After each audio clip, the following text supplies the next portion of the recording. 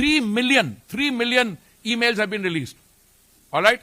In these 3 million emails, I am in New York for 8 years. Okay? We are talking about the period 2009, May, when I joined as India's ambassador to the UN in New York, and when I became a minister in 2017. Then there are references to possibly 3 or 4 meetings in 8 years. And if anybody has seen my website or had done the homework, but I decided to tell the Yuva Neta, Shri Rahul Gandhi ji, because he winked at me and asked me, name an interesting places. So I said, I'll send you a note. And in that note, I told him that after I retired as India's ambassador to the UN, a few months later, I was invited to join the International Peace Institute. The International Peace Institute is an institute which was set up many, many years earlier for the purposes of international peacekeeping by the UN.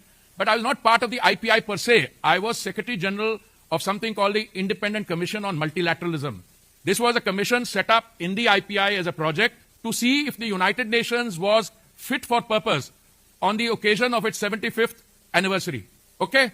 Now, the president of this, the chair of this was a former Prime Minister of Australia. I was the Secretary General. My boss in the IPI, Mr. Terry Rod Larson, was the person who knew this particular infamous person, Mr.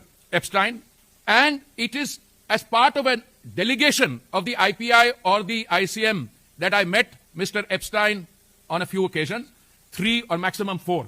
And the ICM was dealing with international issues, thematic issues, and Mr. Epstein was not part of it. The kind of people who were on the ICM were the former Prime Minister of Australia, Mr. Kevin Rudd was the chairman, Borge Brende from Norway, who I believe is the head of a World Economic Forum now, Hannah Tete from Ghana, Jose Manuel Ramos Horta from Timor-Leste, he is the president now of Timor-Leste, Miss Patricia Espinosa Cantanello from Mexico was the co-chair, and ICM worked on key international issues to see how the UN could be made fit for purpose.